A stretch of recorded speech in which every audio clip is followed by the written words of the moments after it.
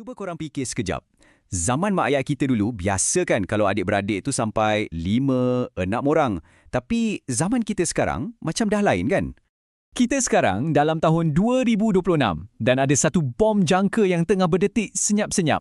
Ia bukan pasal politik, bukan pasal AI, tapi ia pasal kita, pasal rakyat Malaysia. Jadi, inilah persoalan utamanya. Betul ke kita ni tengah menuju nasib yang sama macam Jepun atau Korea Selatan, di mana populasi makin tua dan generasi muda makin sikit? Dan apa kesannya pada kita semua? Okey, jom kita bedah siasat isu ni sama-sama. Kita akan tengok apa sebenarnya krisis ni, kita cek data-data yang ada, kita cuba faham kenapa ia terjadi, apa kesannya untuk masa depan dan apa maknanya untuk kita semua. Jom kita mulakan. Okey, untuk faham apa yang tengah jadi, kita tak boleh main agak-agak. Kita kena tengok nombor, kita kena tengok data, sebab angka ni tak menipu dan percayalah, cerita yang ia sampaikan agak mengejutkan. Sebelum kita selam lebih dalam, ada satu terma penting yang korang kena tahu. TFR atau Total Fertility Rate.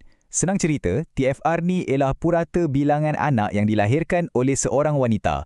Angka inilah yang jadi pengukur utama untuk tengok kesihatan demografi sesebuah negara. Dan nombor majik yang kita kena ingat ialah 2.1. Kenapa 2.1? Sebab secara purata, setiap wanita perlu lahirkan 2.1 anak untuk pastikan populasi kita kekal stabil, tak berkurang. Kiranya 2 orang dewasa digantikan oleh 2 orang anak baru. Simple kan? Cuba tengok ni. Kalau kita patah balik ke tahun 1970, TFR Malaysia ialah 4.9. Jauh lebih tinggi daripada paras 2.1 tu. Zaman atuk nenek kita dulu, memang normal lah ada adik-beradik ramai. Negara kita masa tu penuh dengan tenaga muda. Sekarang kita lompat ke tahun 2022. Angka tu dah menjunam jatuh ke 1.7. Dan trend ni nampaknya makin menurun. Kita sekarang dah jauh di bawah paras selamat 2.1 tu. Ini bukan lagi ramalan. Ini realiti yang sedang kita hadapi. Jadi apa kesannya? Bayangkan satu piramid penduduk. Dulu, tapak piramid kita besar, penuh dengan orang muda yang bekerja dan bayar cukai untuk menyokong golongan warga emas yang lebih kecil di puncak. Sekarang, piramid tu perlahan-lahan dah nak terbalik. Orang tua makin ramai, orang muda yang nak menampung mereka makin sikit.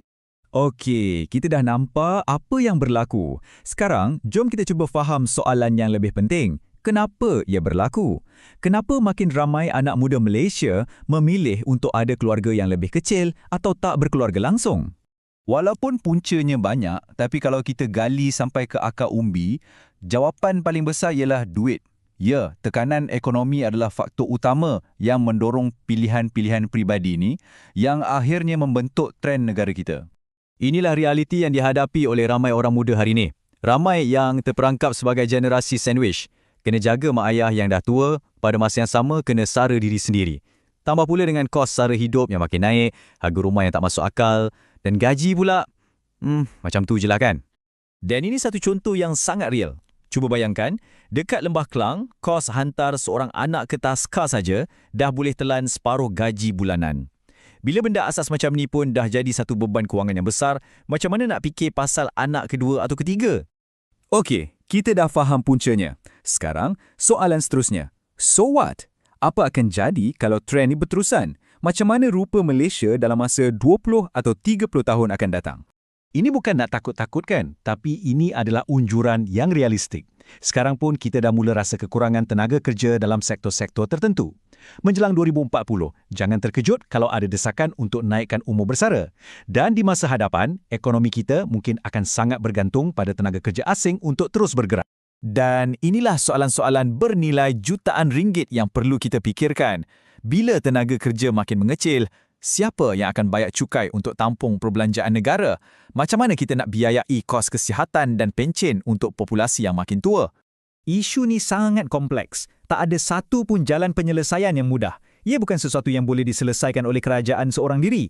Ia perlukan kita semua untuk bercakap dan berfikir mengenainya. Dan perkara paling penting untuk kita ingat, ini bukan soal nak salahkan siapa. Pilihan untuk ada anak sikit atau tak ada anak langsung, ia adalah satu tindak balas yang sangat logik terhadap tekanan ekonomi semasa. Ia adalah pilihan peribadi yang dibuat berdasarkan realiti hidup.